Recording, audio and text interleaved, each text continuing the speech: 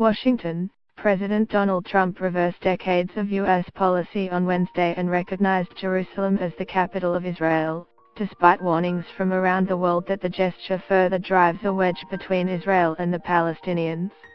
In a speech at the White House, Trump said his administration would also begin a process of moving the U.S. Embassy in Tel Aviv to Jerusalem, which is expected to take years. The status of Jerusalem, home to sites holy to the Muslim, Jewish and Christian religions, has been one of the thorniest issues in long-running Mideast peace efforts. Israel considers the city its eternal and indivisible capital and wants all embassies based there.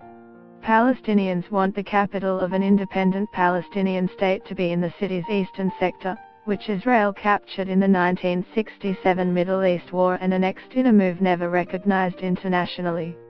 Trump's decision is likely to please his core supporters, Republican conservatives and evangelical Christians who comprise an important share of his political base. Trump aides contend the move reflects the reality of Jerusalem as the center of Jewish faith and the fact that the city is the seat of the Israeli government. Trump called his decision a long overdue step to advance the peace process. Get the latest news and updates emailed straight to your inbox. By submitting your email, you are agreeing to Fairfax Media's terms and conditions and privacy policy.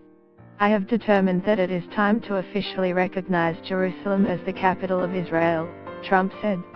While previous presidents have made this a major campaign promise, they failed to deliver.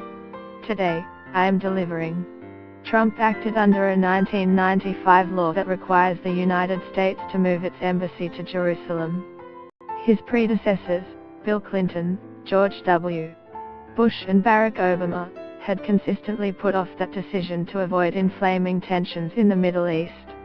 A Palestinian envoy said the Trump decision was a declaration of war in the Middle East. Pope Francis called for Jerusalem's status quo to be respected, saying new tension would further inflame world conflicts. I cannot remain silent about my deep concern for the situation that has developed in recent days and, at the same time, I wish to make a heartfelt appeal to ensure that everyone is committed to respecting the status quo of the city, in accordance with the relevant resolutions of the United Nations, Pope Francis said during his weekly general audience at the Vatican. Jerusalem is a unique city, sacred to Jews, Christians and Muslims, where the holy places for the respective religions are venerated, and it has a special vocation to peace, he said. China and Russia expressed concern the plans could aggravate Middle East hostilities. Reuters, New York Times.